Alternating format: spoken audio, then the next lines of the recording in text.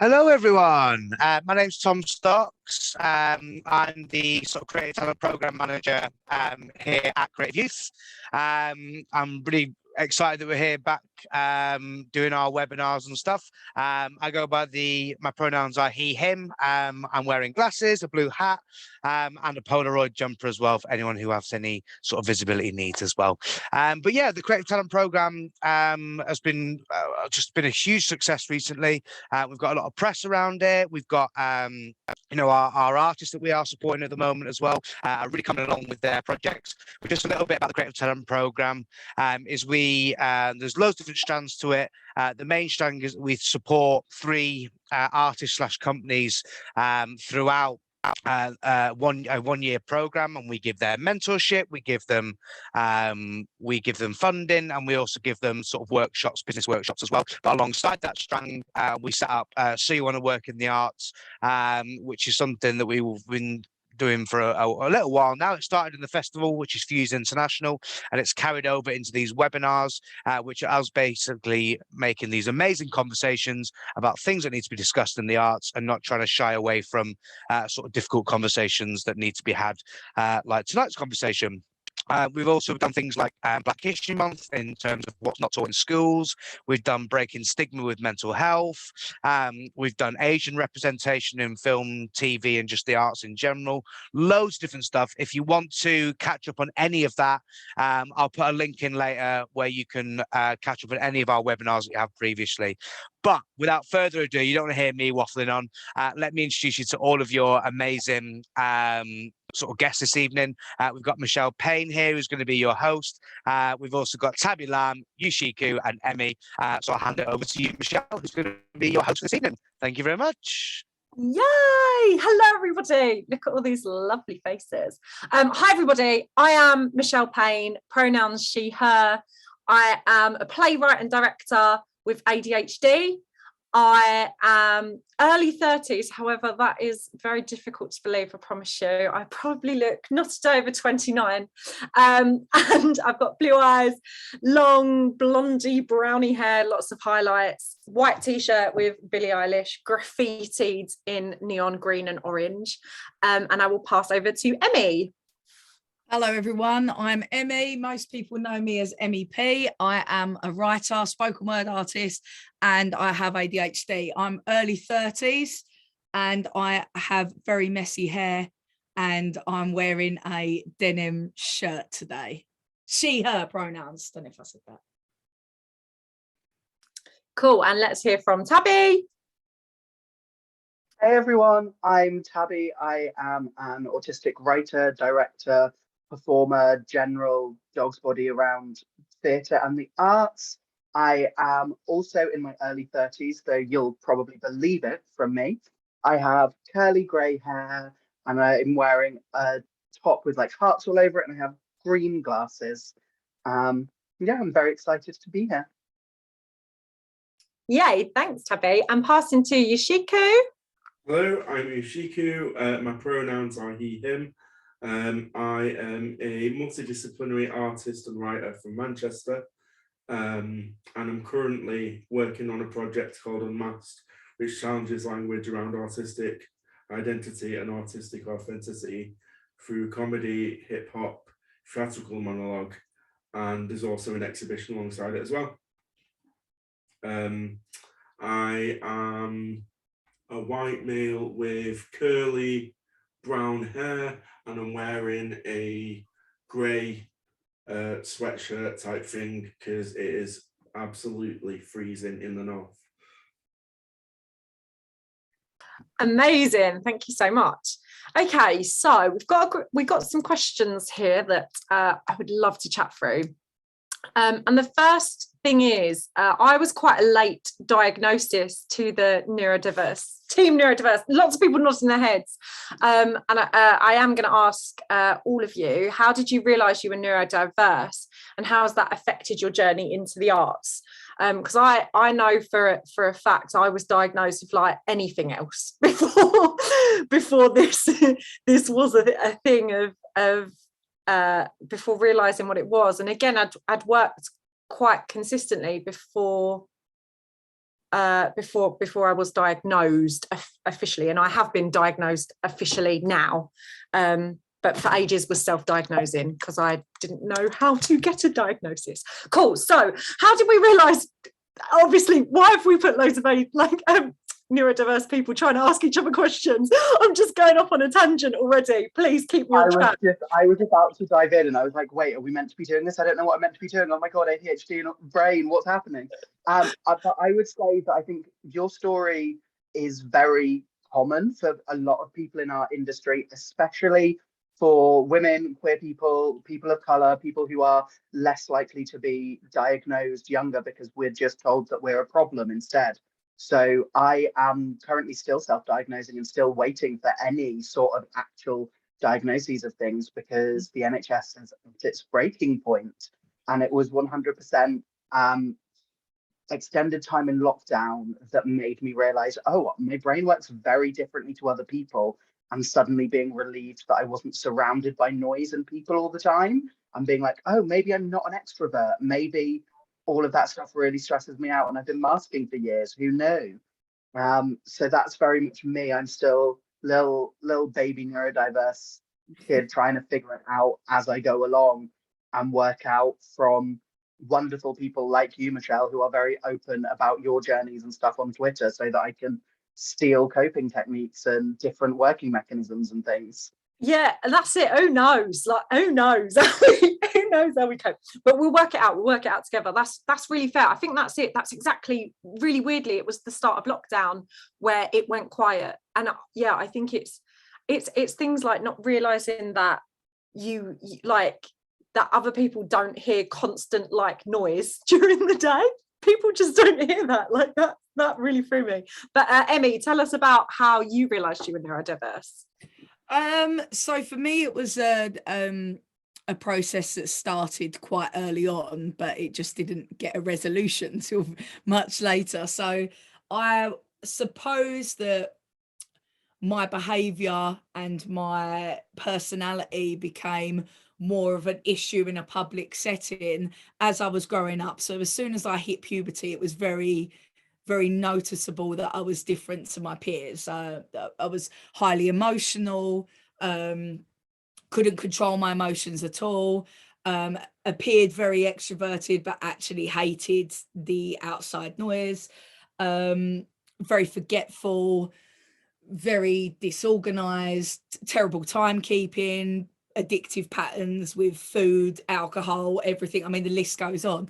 All of those things happening from sort of 13, 14. And I was going to my GP and my mum took me to my GP and said, I'm really concerned. And they said, oh, it's probably an age thing. It's probably puberty. Come back in a few years and see how she is. Well, of course, nothing had really changed. So coming back as a bit more of an adult and saying these are still my issues and being misdiagnosed with depression and anxiety and bipolar at one point, everything but ADHD, which was quite obvious to me and to the people around me. Finally got a diagnosis when I was in my 27, I believe. So long old time after it was first flagged up. But the positive of that is being hugely creative and that being a real sort of hyper focus for me and loving talking about the arts and that giving me the confidence to do it in the first place, I think, and having that as an outlet. Yeah, thanks, Emmy. I think that is worth saying at this point as well, that like all of these symptoms can appear differently in different people as well, and I think which makes it tricky to diagnose. And like we've all spoken about like masking, like where you cover up how you're actually wanting to act and how you're actually feeling, and you mask it to be like, oh, I'm really together, I don't want to be called irresponsible, I don't want to be called lazy, and so we mask constantly. But Youshiku, talk to me. And I should say as well, because I know Tom might be clock watching, I'm not going to ask every single one of you all of these questions, but I think this one is really important, so I am going to ask everyone this question. So Youshiku, how did you realize you were neurodiverse? So I was diagnosed with dyspraxia when I was a kid, probably like single digits, to be honest. So soon I can't remember the exact time. Seems like he always had been, but it wasn't till 2009 that I first heard the term neurodivergent or neurodiverse. There was someone else in the kind of creative scene in Manchester called Janet, and she had a group, Dyspraxia Manchester. Oh no, it was Neurodiversity in Manchester, that was it. And she was dyspraxic, and that kind of brought me into the wider community a little bit. And then it wasn't until 2017 that I was diagnosed with autism. So that was like late diagnosis, 28 years old. Yeah. And isn't it weird how they, like, a lot of these neurodiverse things like link? Like I think of how I had anorexia for, and still do suffer with it. Still, the voice is still at the back of my head. I haven't quite conquered it, but that, like, for ages, my anorexia like defined who I was. And actually, I think if it had been worked out sooner that I had ADHD, again, it's that addiction, it's that masking, it's all of that. That it was the reason I controlled my food. And I think maybe if we'd have sussed that I had ADHD first, the anorexia might have been, I don't know, might have been caught earlier. I don't know. That's just something, you can't change it, but just, it is funny, isn't it, how it links to other things. Like, I think the neurodiversity bubble, I don't know about you guys, but I do suffer with like a lot of dyslexia around numbers, like around spreadsheets and numbers. My numbers jump about quite frequently. And I think, yeah, it's weird that they're all sort of linked, get a little bit of something else. Again, not a scientific fact. I would like to state here I'm not a scientist, so I'm really sorry if that's not true. There's definitely doctors in there. I just remember still though, Michelle, one of my earliest memories of like knowing my brain works slightly different was I used to draw my number 5s back to front when I was in primary school. Oh, And that was because in my mind, number 5, it sounds really weird when I say it out loud, but number 5 had the texture of sandpaper if I drew it the wrong way, if I drew it the right way round. And now I still have weird things about textures with my food and with like what I can eat and things like that, which is all supposedly linked to my dyspraxia. And it all goes back to like these tiny little things that could mean nothing, but could be like little symptoms. And it's really interesting when you look back on things. Yeah, I think, and is it like, if you ever shared those facts with people, right? I used to share things like that, like mine's key, like the texture of key, where you're, oh, I can't abide it. But like when you share things like that, have you ever noticed that the taste of airwaves is exactly the same as the smell of Vicks VapoRub? Yes, yeah, facts. Cold facts. But this is the thing, when you say things like that, right, usually the people we're surrounding ourselves with enable it because they are probably also neurodiverse. So like we're all just in a circle of enabling each other and thinking it's normal. But that is hilarious. So we do need to move on with questions. I'm sorry, Tom, I'm sorry. Okay, so 2, I find this really difficult still, and with us all with late diagnosis, I think this might be a hard question to answer, but let's all have like one thing, maybe. Let's all pick one thing that we communicate. So sorry, the question is, how would you communicate your needs to an employer when involved in a project? So I think there's sort of 2 questions in this, in that like it took me ages to work out, and I still don't 100% know what my needs are. So the thing that works for me is when I get an interview is to ask for the questions written down. Like, obviously it's working really well this evening, but I have the questions written down so that because again, I get distracted and go off task.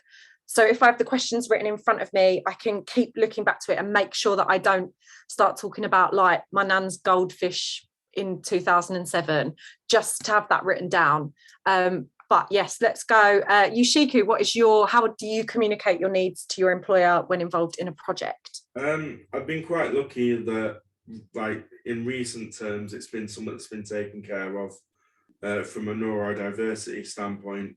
And then earlier, when I was kind of low income, first getting involved in the arts after homelessness, it was, they had like the kind of financial access packages at Contact at the time, through being involved in the Young Actors Company. So in different times I've benefited from different access points. But I think within the arts I've been quite lucky that there's always been that accessibility for me in one way or another. But in the wider world, that hasn't really always been the case. Yeah, no, very anti very anti it is. It's just very ableist. Let's Emmy, what's yours? What's your tips and tricks? I think as well, and another thing to point out is, I don't know about you guys, but a massive thing for me is I do have trouble communicating how I feel, and the real fear about saying what I think. What are people going to say? What if they don't like me if I say it the wrong way? I don't want to come across like I'm being aggressive, and because especially I can feel like I'm quite passionate about something, and I don't ever want someone to, and it's that overthinking. And for me, the very beginning, even the idea of communicating what my needs are to an employer or someone I'm working with or a job I'm on, that's a massive fear in itself. For me, the one thing that I've always said, because it's something that really helps me, is I notice that I always need to be busy with my hands, always. So a big habit for me is I still suck my thumb from time to time. I bite my nails. If I'm not doing that, I'm fiddling with something. A lot of the time I'm on my phone, even when I'm not actually doing anything on my phone, it's just having it in my hand. Yeah. And you know, someone I've worked for before, I did say, you know, I don't want it to look like I am constantly distracted. I am present, I am listening, I am passionate about this, but if it looks like I'm somewhere else, chances are I'm not somewhere else. I'm just needing that to focus. So that was a big one for me. Yeah, we recently, Emmy and I recently wrote a musical together, and there was a day that when you were talking about being passionate and not angry, do you remember the day we had a meeting? We had a meeting with the producing team, and there was like a casting conflict that Emmy and myself wanted the same person and producers wanted someone different, and we were so worried that to like fight for this person that we'd be like, we want this person, and it feel so we drafted, we had a Zoom meeting, the two of us, and drafted out exactly what we were going to say, and then checked each other's notes just to make sure that we could be coherent. And again, I think as women as well, right, it's that like, oh, you're being irrational, or you're being, you know, you're like being aggressive, like feisty women and like emotional hysterical women. I think that was a real concern of both of ours, that we weren't coming across, that we wanted to get our points across basically without being told we were hysterical and be taken seriously. I think as well, so to jump in there, I think as well that a big thing of, you know, being neurodiverse is that fear of being misunderstood, because you spend so much of your life feeling misunderstood, that when it comes to something that maybe isn't even conflict, that's just normal everyday conversation, the fear of not being heard or seen in the correct way, for me, that's a big one. Yeah Thanks, Emmy. Thank you for sharing. Tabby, communicating needs to an employer. So for me, one thing that I would say I've been quite lucky with recently is I've been like lead artist on a few projects. So I've had a lot of people sharing their access needs with me, which has therefore helped me work out how to present my own. So I'm in the process of putting together an access rider that is just going to be the same, ready, that I can send over at the start of any job to be like, these are my, this is what I do, this is how I might present, these are ways to support me, and these are things that aren't useful. And I'm still not entirely certain what all of those things are. It can be a working document, but I never would have thought to do that or knew how to do that had I not had people send me their access riders and me be like, ooh, that sounds like what like pop stars have with blue M&Ms, but more useful. And then work it out from there. So I found that really useful actually as a way of communicating with an employer, just have that established right from the very beginning. Yeah, that is really good. That I think that is it, isn't it? That I've always felt like for an access rider, I need to be like Dennis Kelly in order to, do you know what I mean? In order to get my access rider as a theatre like writer director. But actually, yeah, I think it is becoming a lot more sort of mainstream to be able to put that in place, you know, upon signing a contract. And again, it saves that faff right halfway through a job where I don't like. On my last like big directing gig, I cried halfway through the process, and I had to explain like I've just got sensory overload. Like it's just we've been doing 12-hour days. Like you don't need to treat me any differently. This is just, again, I've just had sensory overload. But if that had been in a rider, they wouldn't know. They would have known. Yeah. Workplaces should have a template for an access rider that then when you get a job offer, they can send you over a template and say, please attach your access requirements, so that it's them asking us, it's not us feeling like we're putting them out. It's a pre-understood thing, and they'll have their own ways of storing that information and whatever. And I think a few places are doing it, but more places could be. Need to do that. Yeah, that's good. Yoshiko, you've got your hand up. Yeah, so Disabled Artist Networking Community and also Regional Theatres Young Directors Scheme both operate with access riders. And one thing that RTYDS also do is when we had our disability and neurodiversity satellite group, we allowed to define ourselves by our own terms, which was quite good for access. It wasn't based on a diagnostic approach, it was more based on how you feel and what is important for your accessibility. And I think that's a good thing going forward. Particularly because there's areas of accessibility that go beyond disability. There's also, you know, you've got income, you've got race, you've got, you know, being an adult who is responsible for a child. That's another one, like, need to have access built in to all job roles going forward. That's something that we're really pushing for. Oh my God, that does sound like a dream, doesn't it? Like that does, but oh my gosh, it's so needed. With this question in mind, the lovely Natalie Chan, hello Natalie, she's dropped a question in the little Q&A box. So I think this is the right time to bring this in because it's about working. So Natalie says, hello, I'm in a middle management role working in the arts and able-bodied.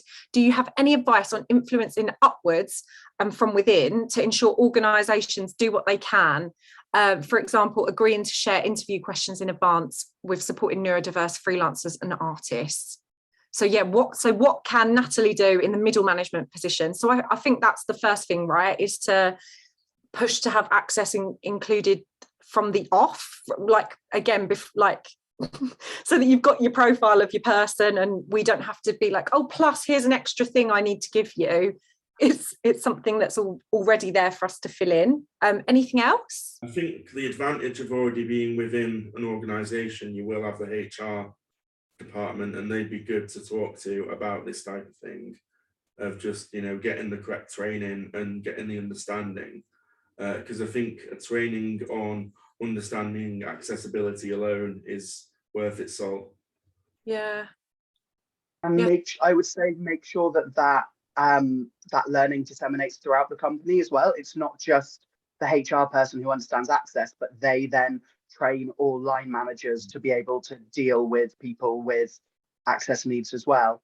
And one thing I would also say, which is something that I only learned recently, so apologies if it sounds nitpicky, but within the question, the use of the phrase able-bodied is actually within itself ableist, and we should be using not disabled instead of able-bodied, because able-bodied implies that some bodies aren't able when they're just able in different ways.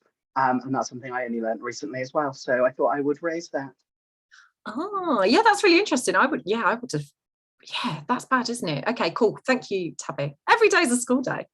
Emmy, anything from you for influencing upwards? How do we influence upwards? I think we touched upon it briefly there, was just training, like in every setting. Like I've worked in schools as a music coach over the years, and even from working in schools, which you'd think would be the primary setting for all teachers to get their training on how to support neurodiverse children, the requirement is actually 1 hour of training, 1 hour, and that's in schools. So I think, you know, and I've had companies and different places reach out to me to do like a chat, and but you know, it's just almost ticking a box, because then with a follow-up email, nothing really gets done after that. So I think training is such a big thing.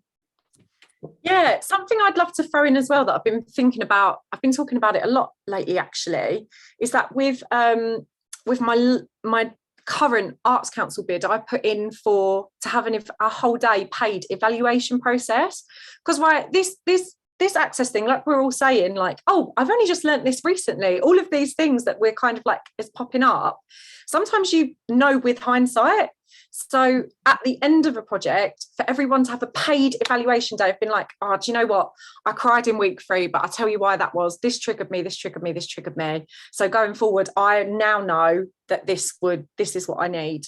I think that's like paid evaluation days, so that the people that have experienced the project and whoever is, you know, leading on projects get to hear back from, because I'd want to know, like, I want to be an artistic director. I'd want to know, like, I'd want to make sure that I'm approachable and inclusive. And yeah, so paid evaluation days, please, Natalie. I'll put you in charge of that for the whole industry now. Great. Also, the chat is really brilliant with lots of links to cool things. So make sure you save the chat before we log off. Just wanted to say that. Okay, next question. My favourite one. What are some pros of being a neurodivergent artist? What are the pros? Emmy, what are some pros? Pros. I would say pros for me are, given the right project and the passion that I've got behind me, I can work fast. And yeah, I like working fast. I like and that comes from hyper focus and you know, really channeling all my energy into one thing really passionately, and knowing that I will get good results because of that.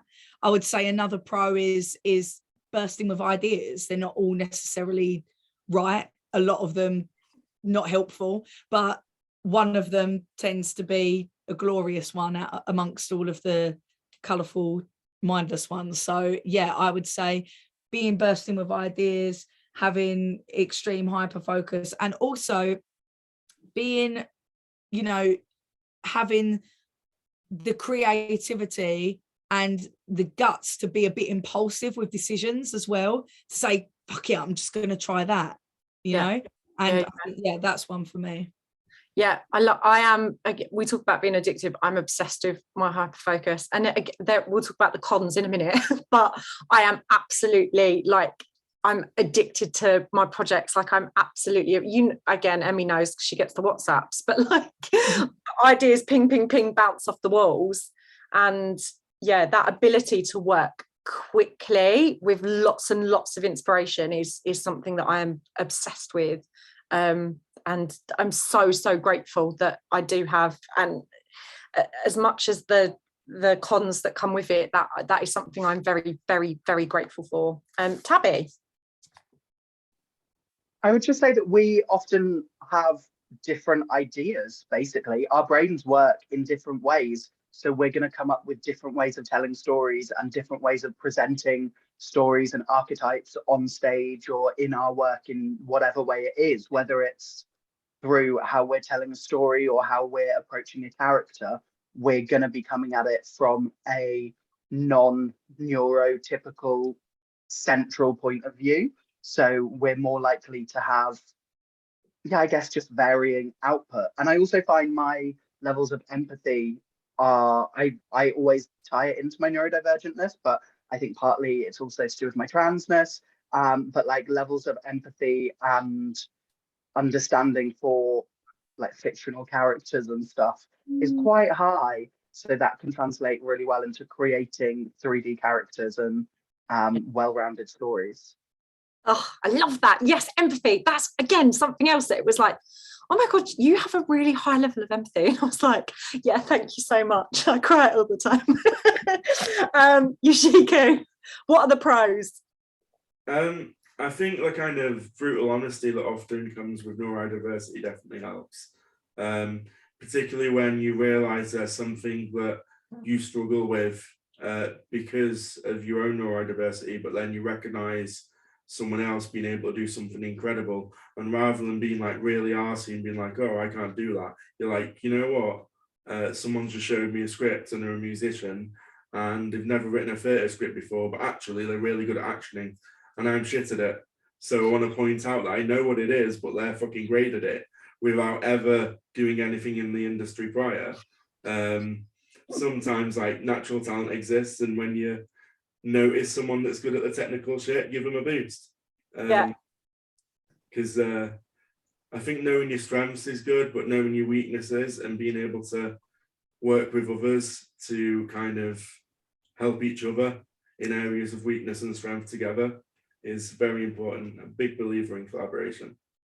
Yeah, I do think that, right? I do genuinely believe that neurodivergent artists are, well, neurodivergent people are absolutely drawn to each other. I think about like my friendship groups and like everybody getting diagnosed. And I think, oh yeah, that says a lot that we're all mates. Like, of course we all are. So with that, like, what makes it? What are the things that you think? Oh, I could. And do you know what? This week, I don't know, again, for those of you that follow me on Twitter, I have to apologise because I've been kicking off to no end this week with a recent local theatre to me, who shall not be named, who have released a new way of structuring their building, but everything was closed hires. There was no application forms, there was no open hire system. And as part of my ADHD, I have this like absolute like hell-bent sense of justice. I'm like, well, this ain't fair. This just ain't fair. How can they see that this ain't fair? And actually, like, my values are so strong, and I am so, again, like passionate about like my values and making sure that like people are treated fairly, and you know that the right things are put in the right places and people have all got a fair shot.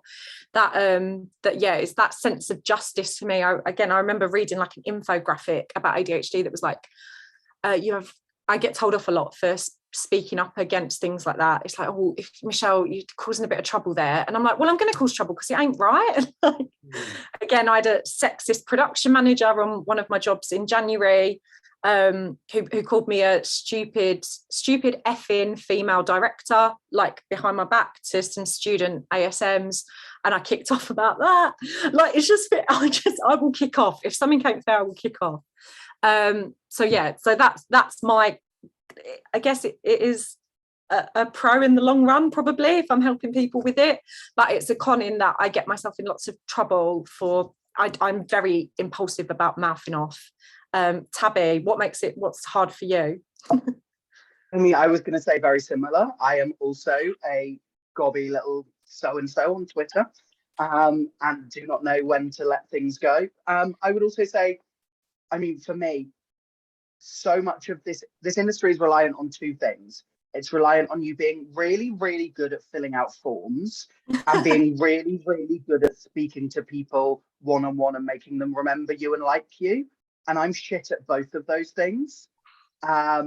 So like forms just blow my brain completely. And then whenever it's like that, the networking part of it, I either go like super like high focus on networking and then just come across like a complete bitch because I'm not nice, I'm just work, or I go in and I'm like gossiping and having the most fun and not getting any work done at all.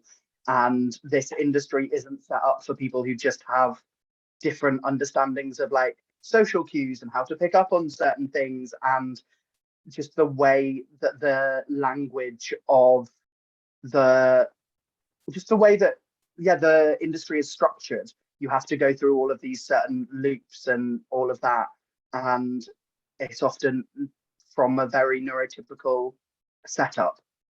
Yeah, you're so right. The amount of times that I've been expected to know something, and the people are like, well, we sort of suggested that's, and I'm literally like, no, with me, babes, you need to write it down. Like, I ain't doing it if it ain't on a bit of paper.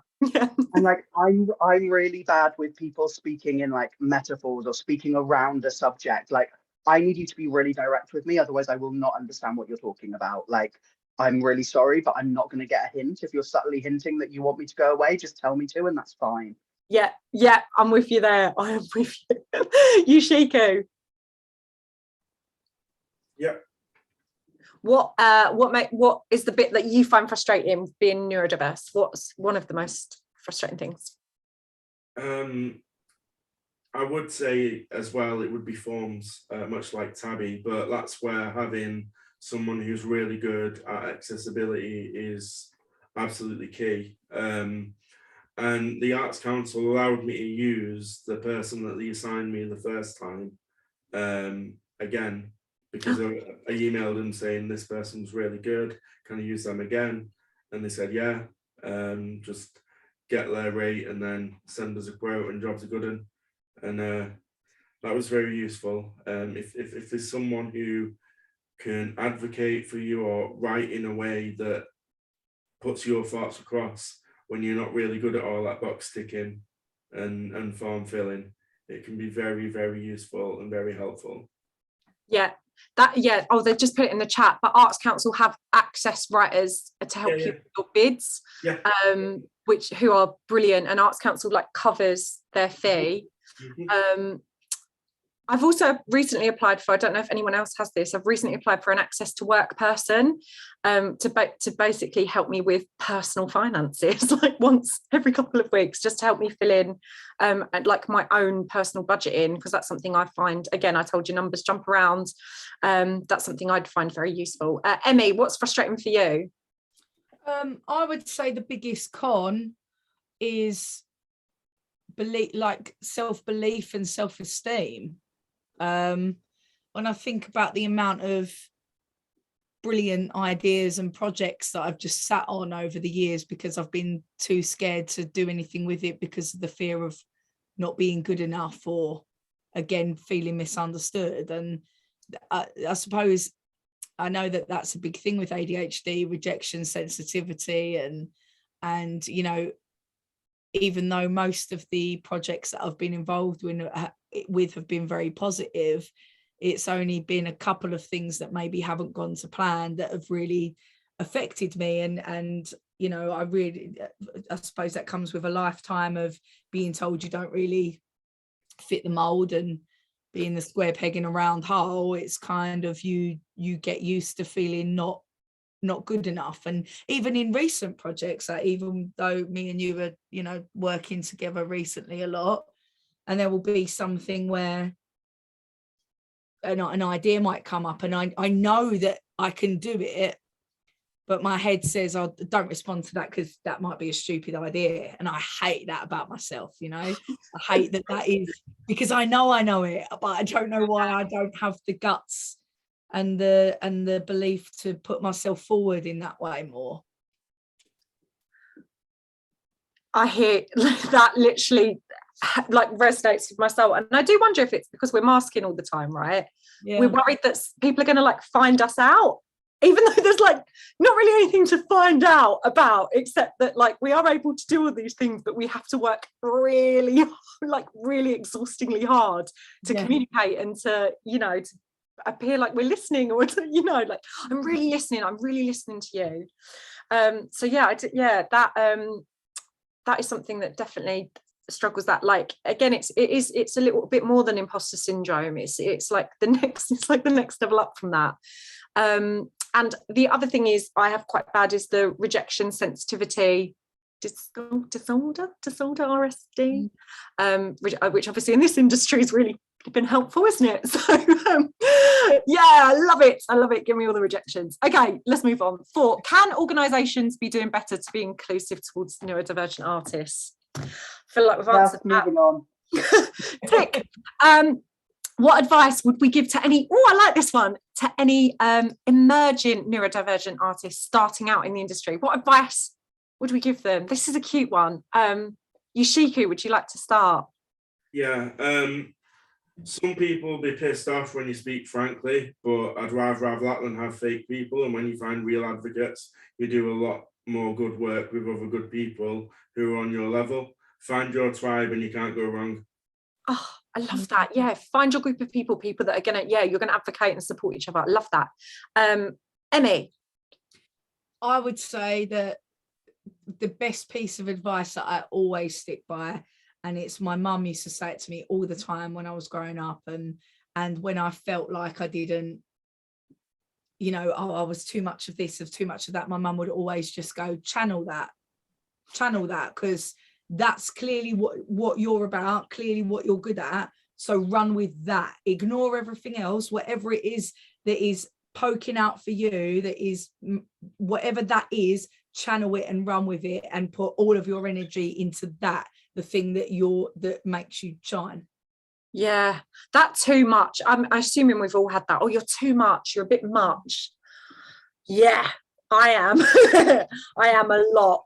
Like that's why I can do these things that I'm doing, because that's who I am. I'm giving you who I am. Yeah, I love that, Emmy. Thank you. And Tabby.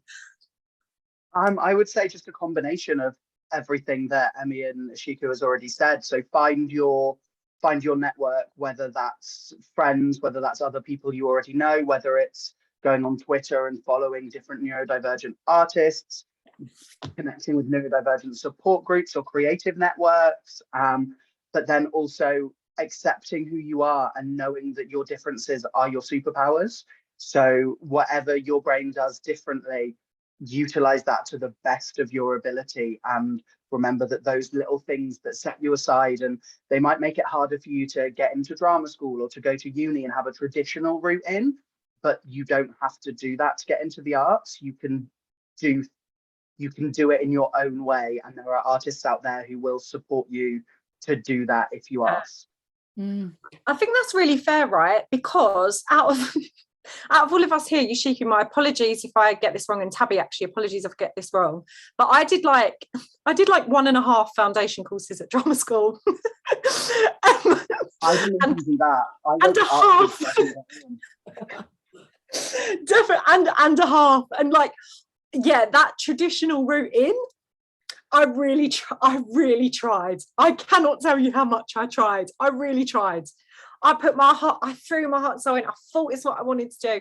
And actually, like, I've had definitely, when I think of like some of the people I trained with, I've worked so much more than the ones that went on to the big schools. And like, I know that sounds horrible, but like, it is definitely like the way in which you work. So don't let that stop you. For ages, I thought I had to speak with an RP accent, and I thought I had to be like Keira Knightley, like, in order to get acting work, because I trained as an actor first.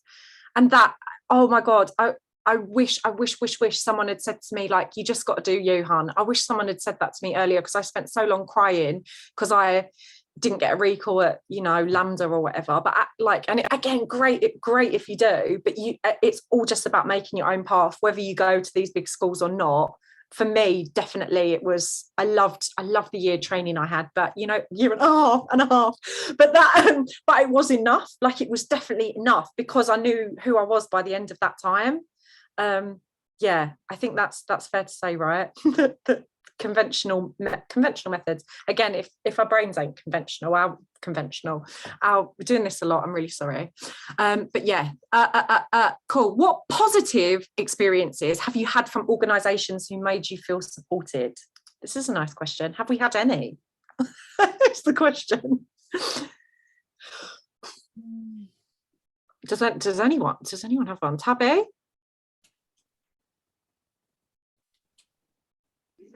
I think I'm still learning with mine, and it's the stuff that I have learned has been stuff that I've been able to put into practice on my own projects rather than has been pre-established things.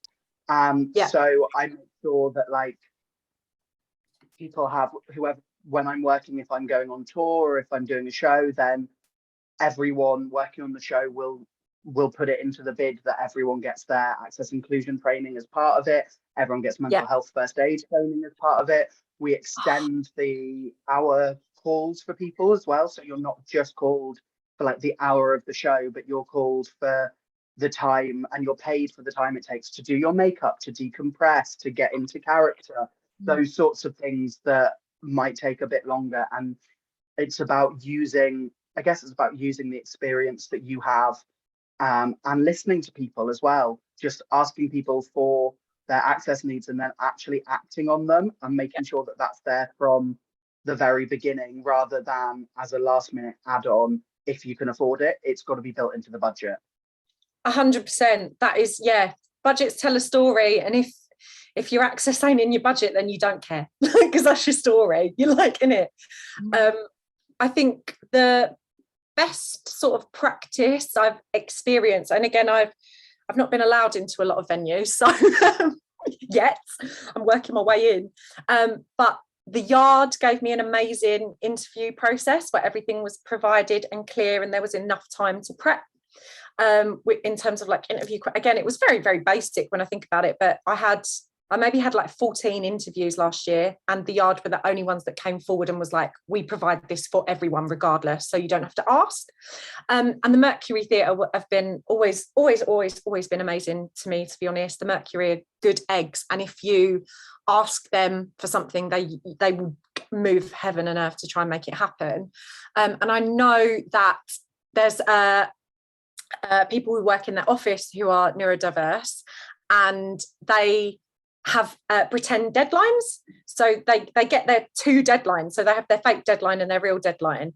So, and that is something I need in my life, I'm always like, tell me it's this time, or tell me it's this date, because I'll have the draft done by then, and then you can have the real thing by the proper date.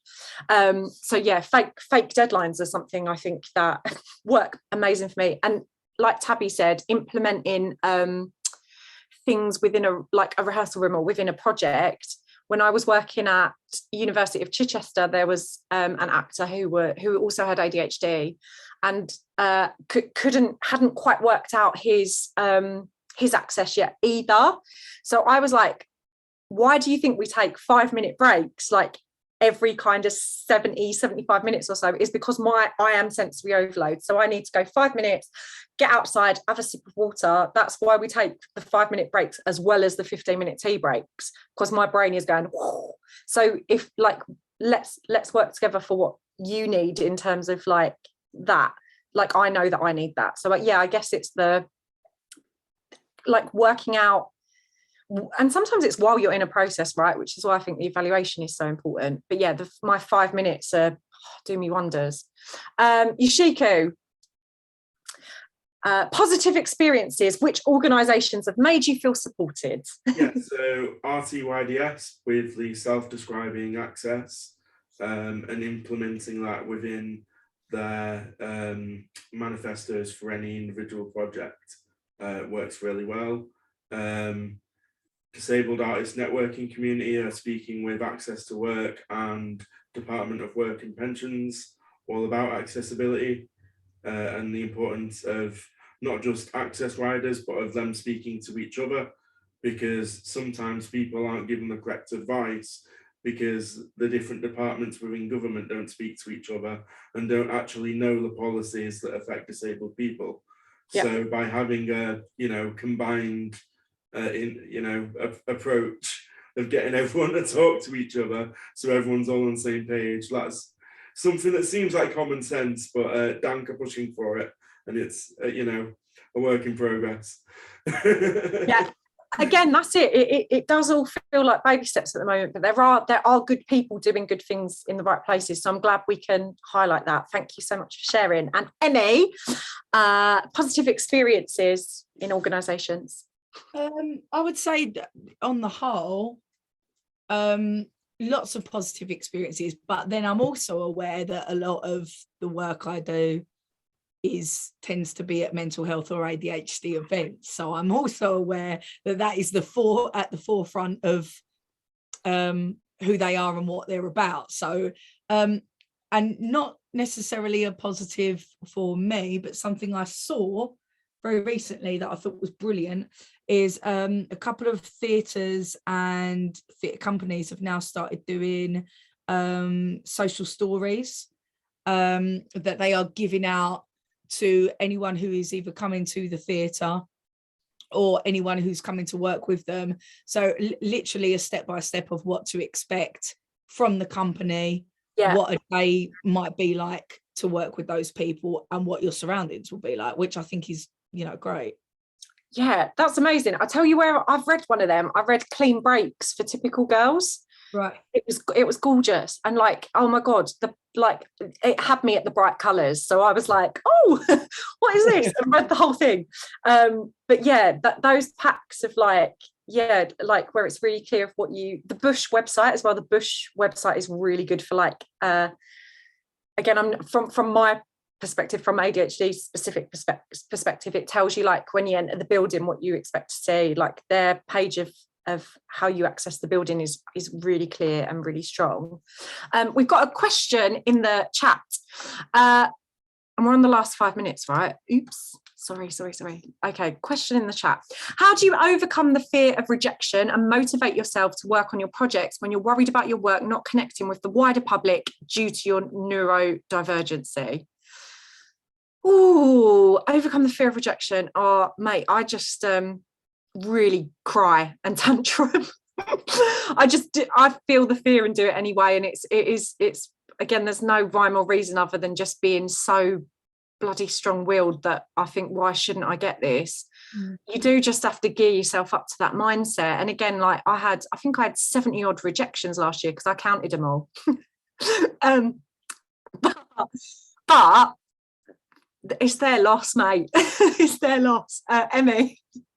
Also, I was going to say, Shell, like you're very similar to me in that respect, that I think that, and I really took a lot from, you did such a big thing about rejection and really like normalizing it and making it, turning it into a bit of somewhat of a positive. And it's such a big thing for me. Like I've got stepdaughters, and I that is especially them growing up, and I see how rejection plays into everyday life and how much they don't want to do stuff based on rejection. I won't do that because I won't get it, or what's the point? I won't. And I hate seeing that. And I think such a big thing is, I don't know how to word this without it sounding ridiculous, but almost not celebrating the rejection, but leaning into it rather than stepping back from it, leaning into it and saying, you know, yes, I've failed at this, but what is this going to offer me?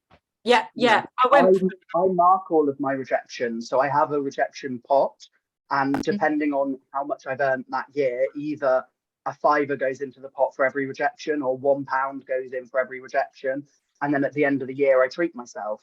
So at the end of last year I was able to treat myself to a mini break to go away and write by the sea for a week, because that's how many rejections I had. Sounds like an incredible idea.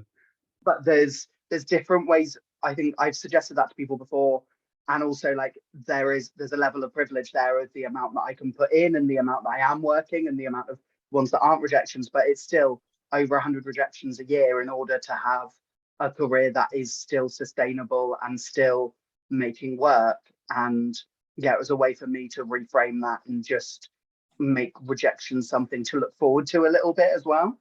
Yeah, I think there's that I made a 100 rejection list, because there's this theory, and I read it on a blog years and years ago, that if you aim in a year to get 100 rejections, but like I can't do it every year, I can't do it consistently, I have to do a year on, year off, but you do 100 rejections, and that means you've applied for enough things, because there's some things on that list I wouldn't have applied for if I wasn't trying to get my 100 rejections. And one of the things was an artist-led program at the Donmar warehouse, and I got it. And I was like, there's no way I would have applied. There's no way on God's earth I would have applied for it.